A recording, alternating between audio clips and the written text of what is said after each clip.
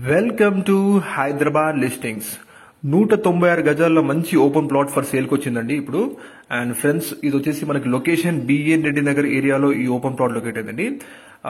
Friends, ఎవరైతే first time మన channel చూస్తారో ప్లీజ్ సబ్స్క్రైబ్ చేసుకోండి అండ్ మోర్ ప్రాపర్టీస్ కోసం మా యూట్యూబ్ అండ్ ఇన్స్టాగ్రామ్ అకౌంట్ ని ఫాలో కండి. లొకేషన్ వచ్చేసి టీచర్స్ కాలనీ అండి.